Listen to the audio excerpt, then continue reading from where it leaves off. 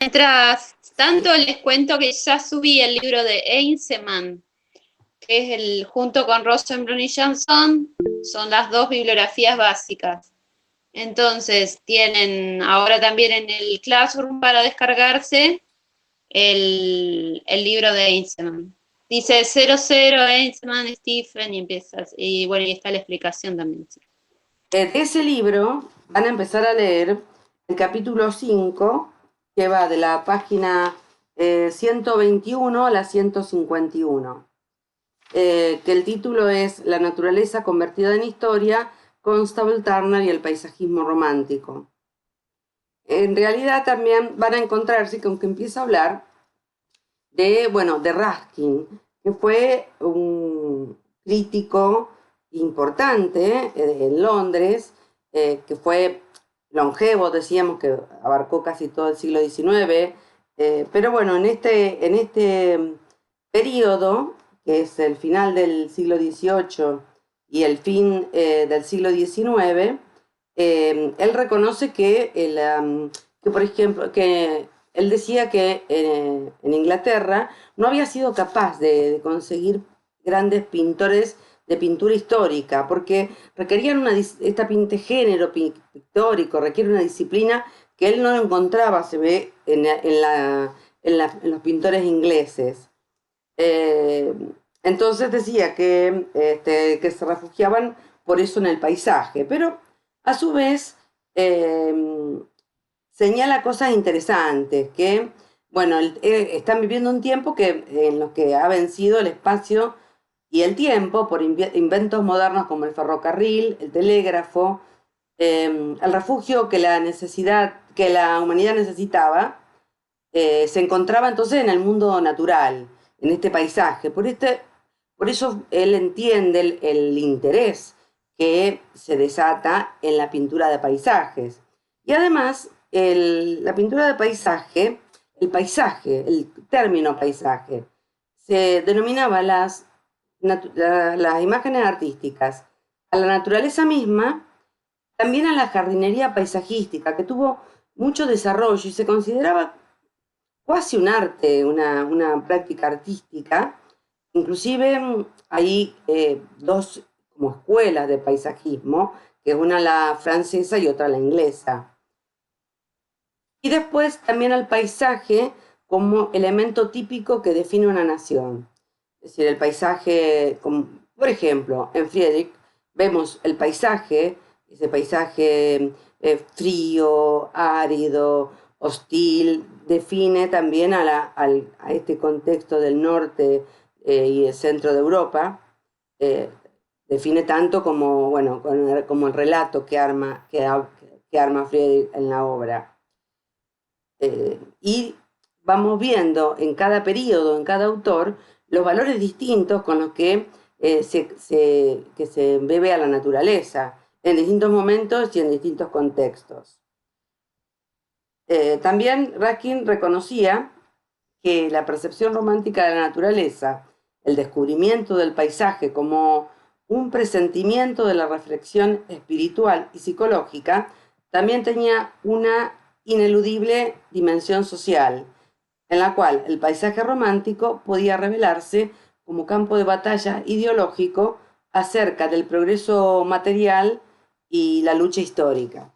Él le reconocía cosas Ruskin, entre otras cosas que van a leer en Einstein está ese libro. Acá vamos a introducir también otra categoría. Nosotros la semana pasada estuvimos hablando de lo sublime como una forma de belleza que no está representada por el canon, el orden y la matemática, el orden matemático, sino por elementos que tienen que ver con la emoción, con la irrupción de una visión subjetiva. En el caso de Friedrich también eh, una forma de misticismo particular, ¿no? Que frente a la naturaleza, a la que llamamos sublime, que se define desde muchas maneras, ¿no? Pero sublime siempre hay una naturaleza desbordada, en la cual el hombre es pequeño.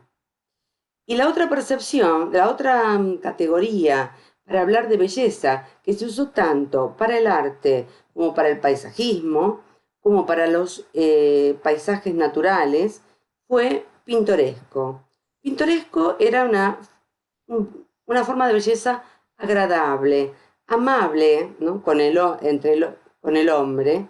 Lo que vemos a la derecha de la pantalla es un detalle de una obra de Turner, de Constable, en el lado izquierdo un detalle de una obra de Friedrich, y en la obra de Constable se ve, bueno, esta relación con la naturaleza. Esta no es una obra que propone plantearse la vida rural en este periodo, pero sí hay una relación amable donde estos personajes que habitan fuera de las ciudades están en una absoluta armonía con la naturaleza, casi como el lugar idílico, como una idílica Arcadia, como un paraíso perdido, que es también un lugar que ocuparon los pintores ingleses de este periodo, por eso es romántico también, porque hay una nostalgia en Constable de el paisaje de Inglaterra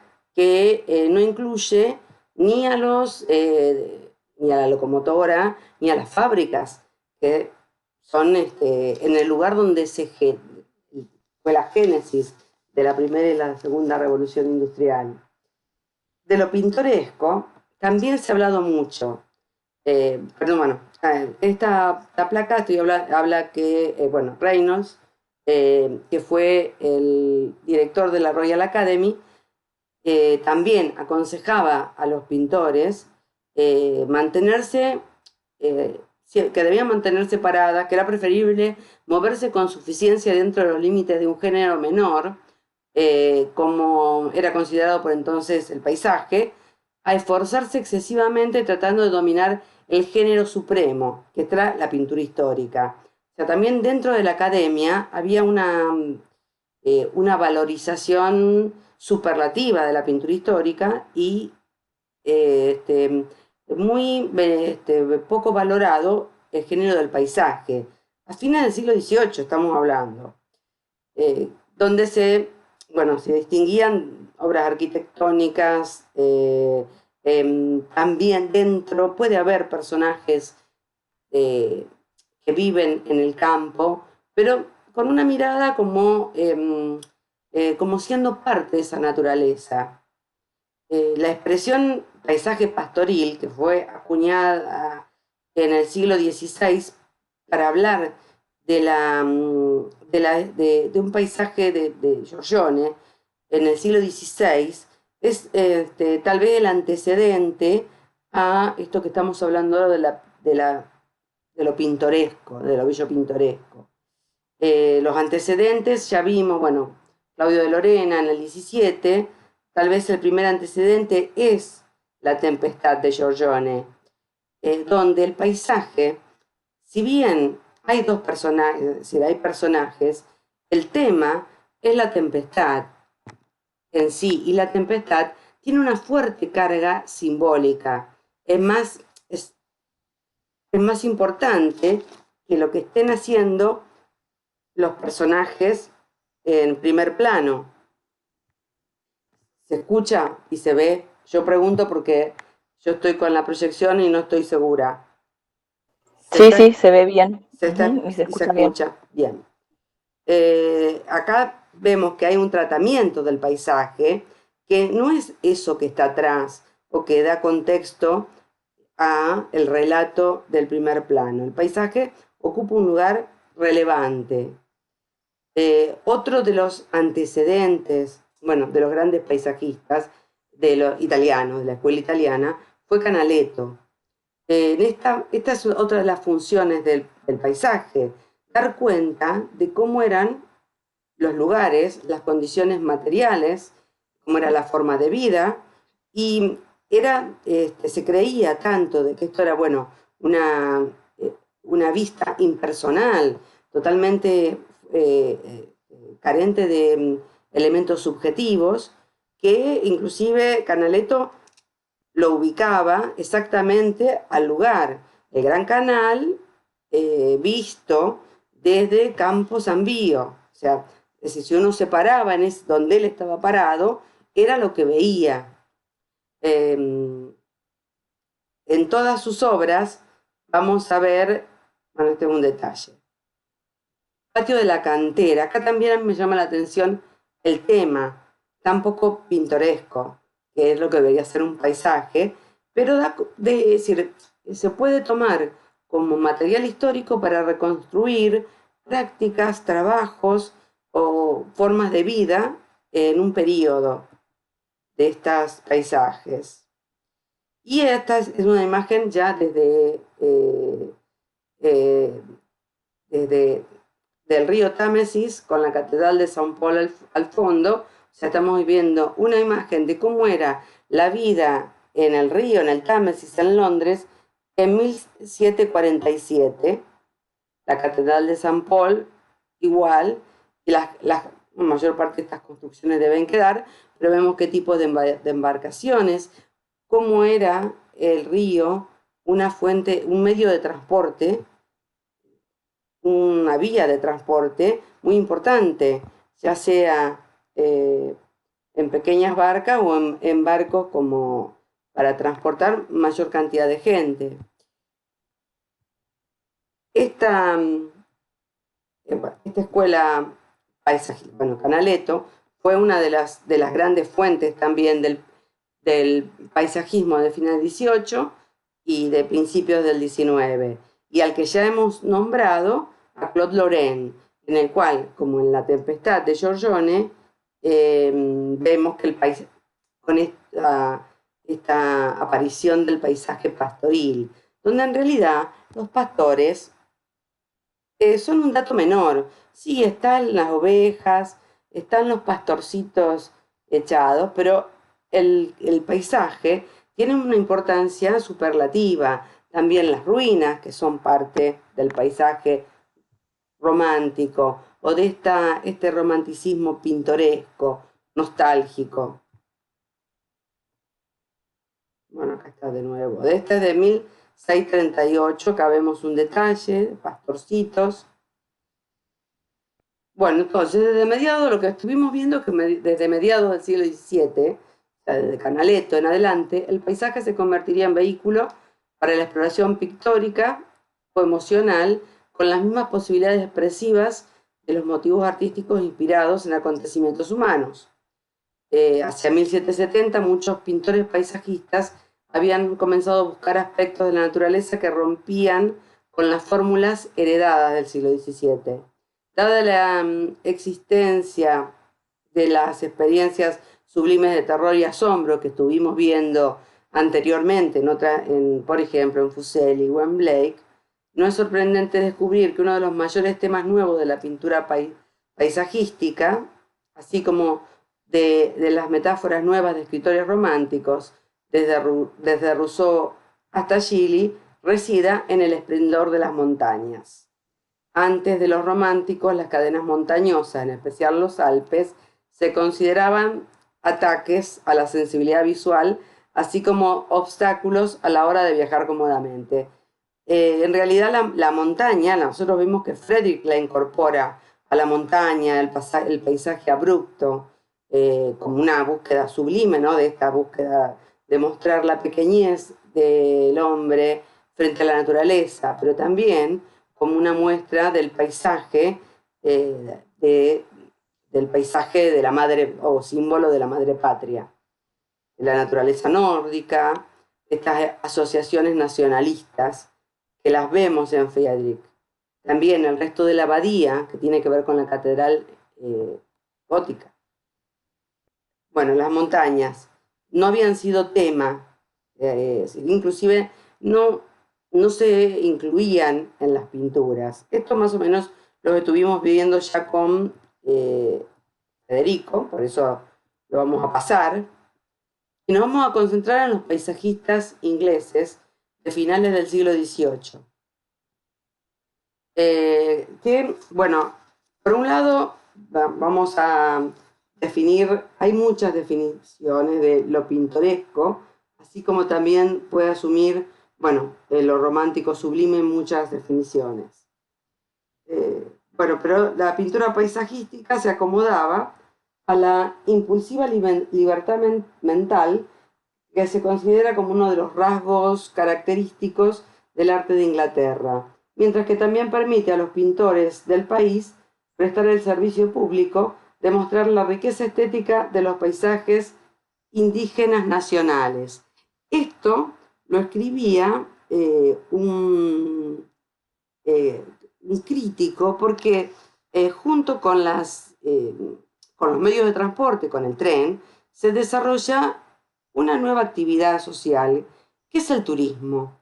Las guerras napoleónicas habían impedido el turismo más allá de los límites de las islas, y había tratados o libros que mostraban paisajes de la naturaleza, paisajes reales, como pintorescos, y enseñaban cómo mirarlos a la manera de un paisaje de Claude Lorrain. Bueno, uno de los escritores de este tenor fue el reverendo William Gilpin, que tiene varios tratados sobre lo pintoresco. De Constable, vamos a señalar que es notorio que en su obra no aparezca ningún indicio de la revolución industrial, ni fábricas, ni locomotoras, ningún rastro. Sigue siendo, bueno, sigue siendo esto un gesto romántico, el mirar con nostalgia un paisaje que, si bien estaba fuera de Londres, es verdad que podía señalar un lugar donde no hubieran fábricas, no apareciese ni una locomotora en el fondo o un indicio de modernidad. Hay un tratamiento que después lo vamos a ver con Carolina Cossens también, creo, también de las nubes. Estos artistas hacían estudios de las nubes y su movimiento, o por ejemplo en el agua y sus reflejos. Acá la naturaleza, si bien es bucólica, es una naturaleza amable, es un lugar donde vivir, digamos, no como los paisajes de Friedrich, que son agresivos, que son el límite de la vida, es decir, que pueden llevar a la muerte. Estos paisajes muestran un mundo que tal vez ya no existiese esta vida cuando Constable los estaba pintando. Bueno, esto es lo que estaba diciendo, las fábricas no formaban parte ni de sus imágenes, y él muestra la campiña inglesa casi como la representación artística de un paraíso perdido.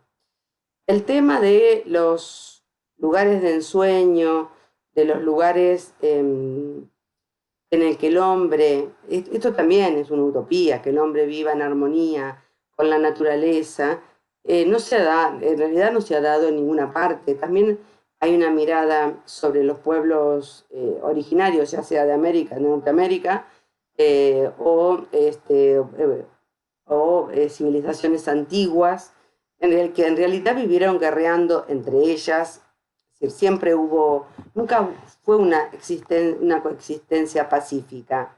Pero estas obras parecen dar cuenta de una coexistencia pacífica del hombre con la naturaleza. Lo único que se ve, por supuesto, es una iglesia atrás, y en primer plano hay un carro, hay un perro, hay dos campesinos, pero acá el tema no es el campesino. En realidad, estos campesinos son uno con la naturaleza. Y estos paisajes, si bien son románticos, al igual que los de Friedrich, se pueden describir dentro de esta definición de belleza, que es la belleza pintoresca. Estos paisajes podrían existir, acá está un detalle del elemento que no es paisaje, pero que está junto con la naturaleza, que es uno con la naturaleza. Bueno, Turner que hemos visto algo ya de Turner, fue alumno de la academia, que todavía enseñaba a pintar de acuerdo a los principios, bueno, y a los tratados académicos. William Gilpin consideraba lo pintoresco como una característica de valor en el paisaje. Y acá empieza a ver, bueno, van a encontrar, de acuerdo a los libros, en Jansson y Rosenblum van a encontrar algunas definiciones de pintoresco, y en Heinzelmann van a encontrar otras.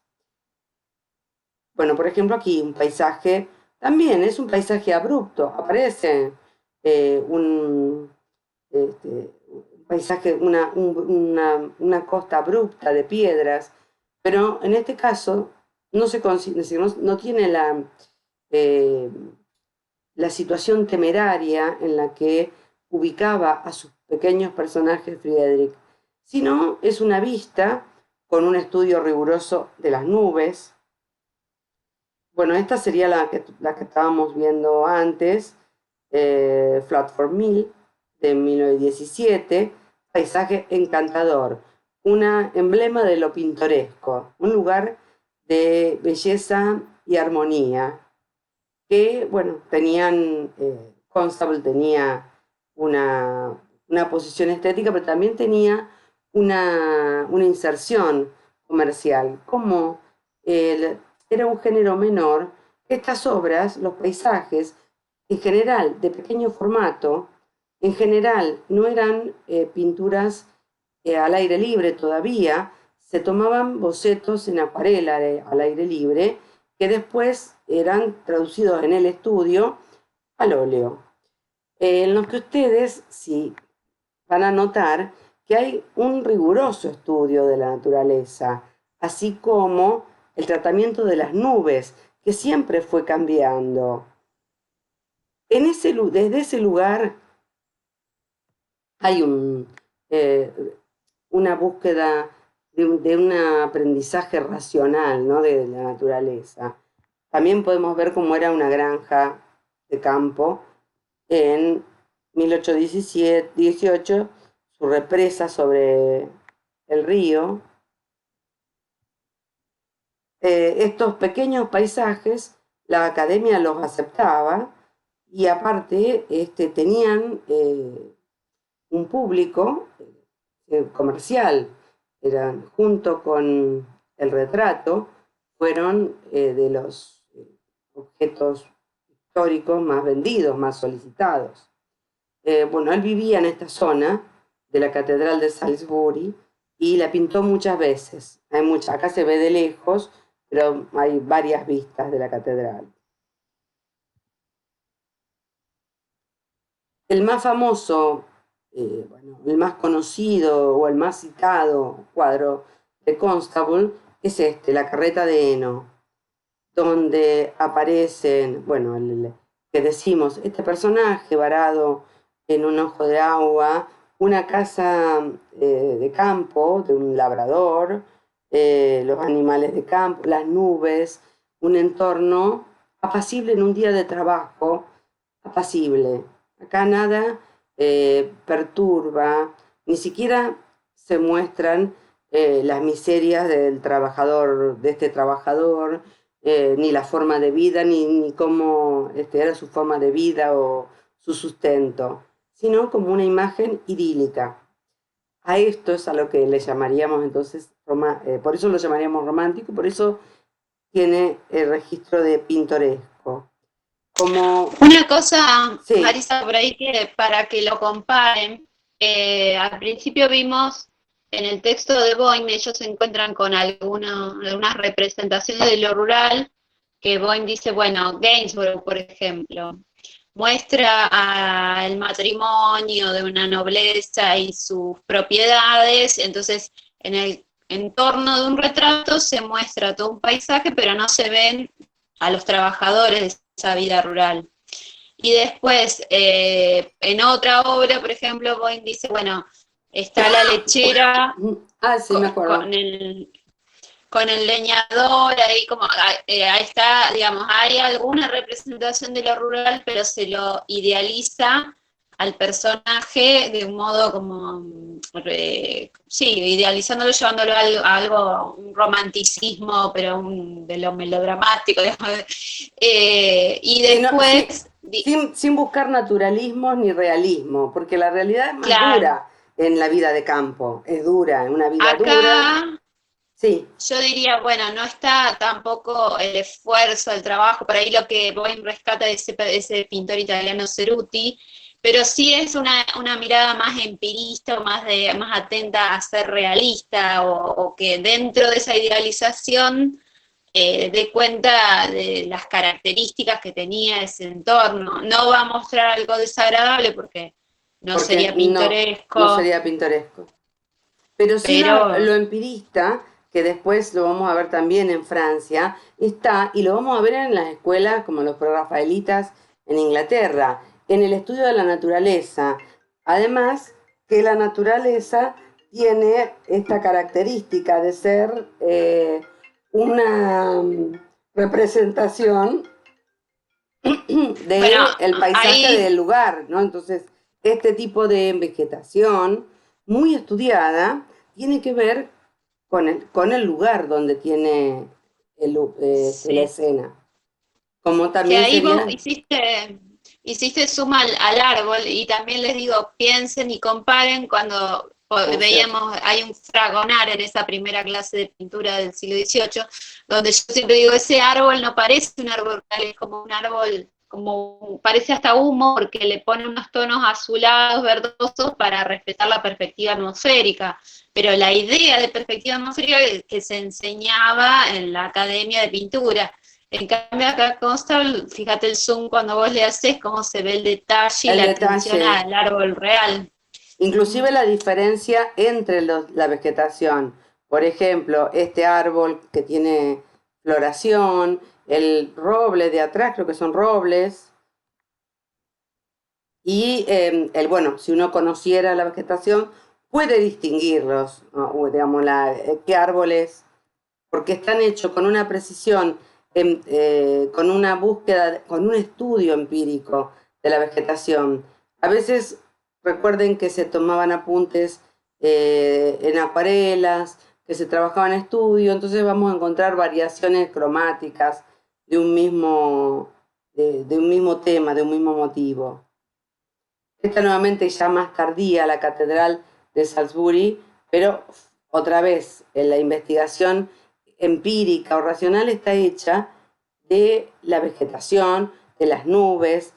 También es muy interesante cómo trabaja el agua y los reflejos. Bueno, los animales en un estado también idílico, así, y acá hay unos paseantes que deben ser turistas que están mirando con ojos, ¿no? Buscando lo pintoresco, mirando el paisaje, como les enseñaban a mirarlo, tal como si fuese una pintura. Ahí mencionan el tema del tipo de luz que tiene Constable también. Sí, sí. A mí, la luz que es interesante, vamos a buscar el agua. Se ve más en el agua, cuando hace ojos de agua y en los reflejos. 38 tenía, hay otras más, que es, en realidad tiene un trabajo muy exquisito, así que bueno, como otros artistas. Acá vamos a ver. Ustedes miren cómo trabaja bueno, acá de dónde viene la luz. La luz, en realidad, la luz del agua está en el agua, en realidad, y el reflejo. No hay vos qué decís, Caro, acá no hay una iluminación desde un punto. No, es una iluminación homogénea. Sí, el cielo tiene su propia luz, el agua tiene su propia luz. Es arbitraria, cuando la luz no tiene un lugar, se dice que es como una luz arbitraria que va bañando a todos los lugares, digamos, por igual o distintamente, pero sí no es una luz focalizada. Para nada. Para nada focalizada. Porque a veces también en la pintura de paisaje también se ha usado luces focalizadas que que a muchos de nosotros también nos pasa a veces de querer ubicar un sol que bañe. Y bueno, esto no pasa acá. No, y no eso sé también me es, explico. eso, bueno, es una característica también de la obra, que la luz en realidad está en función de sus intereses, que no son el realismo pictórico, digamos, como con una realidad teatral, sino en sus estudios de la naturaleza. Después tenemos para ver algo que ya hemos visto, pero no sé si, bueno, si ya lo hemos visto, pero para compararlo, bueno, definiciones. Lo pintoresco como una cualidad sensible que sirvió para definir estéticamente la pintura de los siglos XVIII y XIX, pero también se utilizó indistintamente para referirse a los jardines, o sea, al paisajismo, al paisaje natural. Dijimos, para cada autor hay una definición, ¿no?, que le cierra más. Para Argan, lo pintoresco se manifiesta en tonalidades cálidas y luminosas, con toques de vivacidad que ponen en evidencia la irregularidad o el carácter de las cosas. Repertorio de lo más variado: árboles caídos, manchas de hierba y charcos de agua, nubes en movimiento en el cielo, cabañas de campesinos, animales pastando, pequeñas figuras. El trazado es rápido, como si no mereciera dedicar demasiada atención a las cosas. En cambio, sí es precisa la referencia al lugar, casi como siguiendo ese gusto por el turismo que empezaba a difundirse por aquel entonces.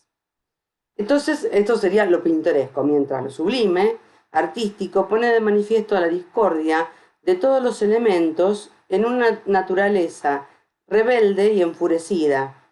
Ya no hay una sociabilidad ilimitada, sino una angustia ante la soledad sin esperanza. En cuanto poética de lo absoluto, lo sublime se contrapone a lo pintoresco, que es poética de lo relativo.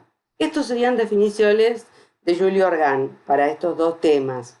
Dijimos que hay muchas definiciones en cuanto ambos, lo sublime como lo pintoresco, son ejemplos del romanticismo desde dos tenores totalmente distintos. Esto que ya lo vimos, estuvimos viendo al Turner temprano, de fines del siglo XVIII. Él empezó a pintar con bueno, empezó a los 17 años en la academia. Todavía no eran producto de la observación directa de la naturaleza, pero sí rápidamente le empieza a tomar bocetos de la naturaleza. Pescadores en el mar, es esta. Yo tomé, bueno, algunas de las que ya vimos. Peste y muerte en Egipto. Marisa, sí, por sí. ahí, acá es interesante que puedan comparar las luces. Bueno, O sea, claro. eso es interesante. En esta, porque acá sí sí vemos como el paisaje, en una pintura de paisaje, a veces se puede focalizar en la luz. Ay, disculpen, empezó a andar mi impresora. Sí, y aparte, en este caso, en esta obra de 1796, es una obra temprana, el tema es los pescadores luchando contra un mar embravecido. En realidad, no es el mar, son los pescadores. Y usó la luna como recurso para iluminar esta barca precaria de pescadores. Turner hace una evolución de la pintura histórica. Por ejemplo, acá en el motivo, Ulises burlándose de Polifemo, que es del 29, es también una escena, es lo que llamaríamos marinas, pero en realidad tiene un sustrato mitológico, y aparte volvemos a la luz, la importancia de la luz o cómo es percibido en este caso esta imagen marina, de acuerdo a las condiciones de luz, que es una característica de Turner en la obra, su obra tardía, o en su periodo de consolidación, en que va a tener una fuerte importancia el color, más allá del dibujo. y cada vez más él va a tomar apuntes en la tela del natural, o sea, va a ir con telas a tomar apuntes, aunque después termine en el taller. Así como Canaletto estuvo en Londres pintando el Támesis, Turner estuvo en Venecia pintando el Gran Canal. O sea que podemos también verlo los motivos de los artistas, y es más, ya hay otro interés. Venecia aparece, el canal aparece, pero hay mucha importancia en la luz, en los reflejos en el agua, en un paisaje bastante atípico de Turner, al que lo vamos a recordar siempre más por dentro, así como Friedrich, también de lo bello sublime, de momentos en los que la existencia toca un filo así, son filos y aristas sumamente punzantes. Esto fue un hecho histórico, pero no es una pintura histórica. Por las características, sigue siendo un paisaje de Londres, el incendio de la Casa de los Lores en 1835, y además dicen que él, cuando supo que se estaba este incendio, corrió con su atril y con una tela a tomar apuntes de cómo se veía el fuego en este atardecer. Cuando quieras, Caro, intervenir, lo dejamos por... Cristina, ¿intervenir en cuanto a Turner o en cuanto a lo otro que hagamos? No, ya termino y ya empezás vos con Cossens. No, sí. Bueno, Ruskin, el que lo van a empezar a leer ahora, que es su libro de 1843, Los pintores modernos, trabajó mucho la obra de Turner. Para Ruskin, la semejanza no es solo una ilusión óptica por la que se identifican cosas representadas con las reales, sino que posee una dimensión intelectiva. Debe transmitir las impresiones, las emociones y los pensamientos que esas cosas nos produjeron. Para poder entonces representar estos dos niveles de semejanza, decía Ruskin, el artista ha de valerse de su imaginación, una cualidad creativa, la cualidad creativa más importante para él. Ya vimos cómo a partir del fin del 18, principio del 19, la imaginación, que no había sido un tema para la estética o la filosofía, empieza a tomar una dimensión de magnitud. Estas son obras tardías. En Turner sí vemos, pero la vamos a retomar después. En Turner sí vemos la disolución de la forma en el momento y las condiciones de luz existentes, la importancia del gesto. Esta obra la vamos a retomar después, que es la obra tardía de mediados de siglo, y lo vamos a retomar después. Ahora voy a cortar.